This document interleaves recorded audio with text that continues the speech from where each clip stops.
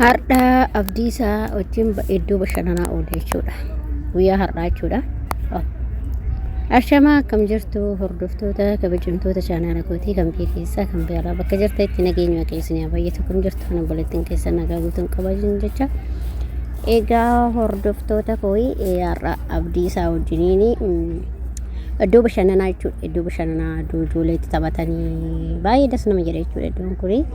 Achi oolee Abdiisaa wajjin jechuudha. Abdiisaan kun akkuma argaa jirtanii Abdiisaan taphattee iddoo taphannaati jechuudha. Agargaa jirtan Abdiisaa waan godhaa jirtu. Akkasuma ijoollee baay'eetu jira jechuudha. Akkasitti fataazanaa jechaa oolee jechuudha. Hedduudha namni daangoowwan qabu dhugaa waaqayyoo jechuudha. Baay'ee bareeda iddoo babbareedduudha dhugaa dubbachuudha fi hedduu namatti tola. Hedduu takka dasnee jechuudha. Kanaaf achi oolee galee jechuudha dhugaa rabbii. Baay'ee namatti tola. Dhugaa hedduu takka natti tola jechuudha. Bakkeen kun xiqqoo ishii hin qorra malee baay'ee namatti tola. Garuu gazee tokko beektanii namni gadi ba'eellee yoo fataa jedhe shaggaar natti fakkaate akkatti bashannanaa isin jedha daa'imallee yoo bashannansiisan akkuma argaa jirtan kan Abdiisaa waan ishiin godhaa jirtu. Abdiisaan muka koraa jirti jechuudha. Achirraan taphachaa jiru ijoollee wajjin koranii jechuudha. Akkasitti Abdiisaa koo walii fataa jechaa oolee jechuudha. Maaliif daa'imtillee sammuu boqonnaa argatti bargaafa wajjin taphatte sammuu ishii argata. Indom anuuti nuyyuu bakka mana tukkaamamee oolurra akkasitti gisiin deemee taphadhunaa wayii jechuudha. Yeroon akkas deemnee wajjin deemne xiqqooshee boqonnaa sammuu fudhanna rabbi manuma keessatti tukkaamamnee oolle maan dhugaa rabbii har'a namatu kaase jara kana jechuudha. Naannoo sa'aatii 10tti deemne akka Itoophiyaa jechuudha. Akka Saawudii immoo sa'aatii 4 jechuudha. 4 walakkaadhaan makanatti deemne. Agammaa garuu halkan keessaa sa'aatii 3tti fakkaate amma sa'aatii kuni deemeera sa'aatiin. Naa akkasitti oolee Abdiisaa wajjin fataa jechaa jirra. Abdii wajjin fataa jechaa jirra jechuudha. Naa akkasitti oolee jechuudha Abdiisaa wajjin guyyaa tokko kaafataa jechuun waanuma jiruudha. Wanti gizee tokko namatti tolu jechuudha yeroo tokko yeroo fataa jedhan jechuudha. Gurbaa Abdii ana akkasitti fataa jechaa jirra Abdiisaa wajjin jechuudha. Kanaaf immoo ijoollee taphachiisuun dirqama keenya jechuudha. Ofii keessanis godhattan yeroo ofii keessanis godhattan daa'ima taphachiisuun dirqama keenya jechuudha. Kanaaf har'a kunoo iddoo taphaa oolee Abdiisaa wajjin fataa ilaala akkatti fiiddee taphattu artanii Abdiisaa ishii kanaadha jechuudha. Asirraa shura laattee buutii akkasitti taphachaa jirtu jechuudha. Akkasitti namatti tola. Ijoollee baay'ee jiran taphachaa jiru jechuudha.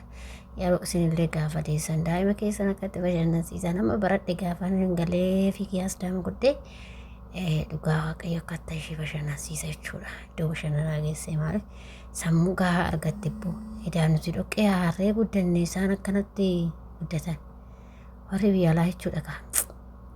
Iyyummaatu kana nu godhe barkana hundaayyuu jechuudha. Waan beeknu warri mataani. Akkasitti kun fataa itti kun ijoollee hundumti isaaniitu jechuudha. Xixiqqishoon tun jechuudha. Hedduu namatti tolti dhugaa rabbi. Gizee tokko daa'ima laa. Agartanii Abdiisaan akkatti Abdiisaa miti bare. Afeekte beedaa ummaa tana dhugaa rabbi. Qorraa fi kafana jalaa gubbaan itti dire. Qorraa dhugaa rabbi. Ani garuu viidiyoodhaan hin baane ifamaan jechuudha. Hin baane viidiyoodhaan nama kaameraan waraabuudhaan. Anumaa mucaa fi haadha manaatii fi namticha qofa. Sarfaan bichaa dhaqe. Akkasii isiniin jedha obboloota tokko yeroo tokko daa'imallee bashannansiisuuf illee qilleensa fudhachuun bareedudha. Gizee tokko jechuudha. Maaliif qilleensa gaafa fudhattu sammuu keellee boqonnaa qaba. Kanaaf yeroo tokko isinillee boqonnaa fudhadha. Yeroo jarri gadi ba'e wajjumaan baati. Ani mandara hin jaaladhu malee mandara namaa deemuun jaaladhu malee iddoo taphaa kana nan jaaladha. Akkasitti sammuun namaallee boqonnaa hin fudhata qilleensaallee hin fudhanna jechuudha. Dhugaa manuma tukkaamamaa ooluun kun nutti hin taane bara. Keessattuu nuti shamarran kun manuma tukkaamamaa oolla. Mana tukkaamamaa dhugaas hin jira. Yeroo tokko baati qilleensa fudhadha. Fataa ofirraa hidhaa rabbi. Qilleensa bareedduu fudhadhaati. Akkasii isiniin jedha obboloota koo. Kanaaf aniif Abdiisaan har'a qilleensa fudhannee dhugaa fudhannee tumbeen duraa hin deemna turre bakka taphaa sammuun yoo kana keessa baay'ee deemnee hin beeknu jechuudha Abdiisaa wajjin jechuudha. maaliif sababa biizii ta'aniif isaan neetinis hojii qabdi namtichis hojii qabaa ijoolleen hin baratti nama nu geessu dhabne malee qorras ta'ee bakka yeroo qorraa kana isaan immoo galgala halkan kan hin rafu amma gidduma dhanne jechuudha garuu sa'aatii shaggaa taphannee galle jechuudha. Innaa akkasiin jedha obboloota koo kanaaf daa'imti gaafa bashannante sammuun ishii boqonnaa bareedduu argata. Kanaafuu isinillee ijoollee shamarranii gaafa ijoollee godhattanii abbaa manaa qofarratti innis naa bashannansiisuma inde nutis bashannanuu qabna daa'imti keenyallee bashannanuu qabdi bakka maaliif nu agarre ka waan hunda akka nu guddannetti akka hin guddanneen barbaadan garuu gara kiyyaan daa'imti sun akka ani guddadhetti akka hin guddattu hin barbaadu maaliif ani waan nuti guddadhe natu beeka waan ta'eef akkaataa itti guddadhe kanaaf immoo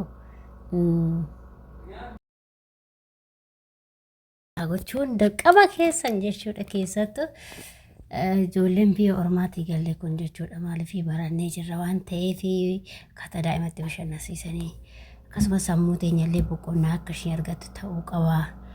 Sammuun keenya boqonnaa argachuu qaba kan daa'imaa qofa osoo hin taane jechuudha keenyumtillee keessattuu ani mana namaatti hin jibba malee yeroo bakka taphaa kana jedhanii fi suuqii jedhanii hin jibbu garuu mana namaa deemna keessummannatti zargii diggisii jira maal san jechuudha hin jaaladhu mana namaa deemuu jaaladhu si jamman bakka kan hin jaaladhu malee bakka taphaa bakkuma fe'ellee haa ta'u bakka tiraappii namallee haa ta'u warufa badheellee haa ta'u bakka gaarii akkanaallee haa ta'u nin deema bakka maaliif sammuun koos boqonnaa argataa fataa jette jechuudha manuma keessa oolaan oollu garuu mana namaa deemuun baay'ee natti ulfaatas hin jaaladhus hin deemus hin jaaladhus isaanis waan na beekaniif baay'ee mana namaa baay'ee hin deeman bakka diggisiillee baay'ee deemuu hin jaaladhu amma akkasii isin jedha ka obboloota koo akkasitti abdiisaa wajjin harrafataa jechaa oollee Dija gureen kortii qatii ishiitii ol ta'e malee koraatuma jirta akka isaaniitu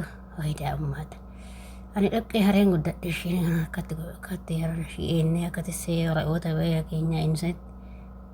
Akka ishee eegaati takka daa'ima takkitti eegaat kun faana xulxul jennaa dhugaa rabbee yaa rabbi. Garuu kan keenya kun maali garuu yoomni dabarti laata.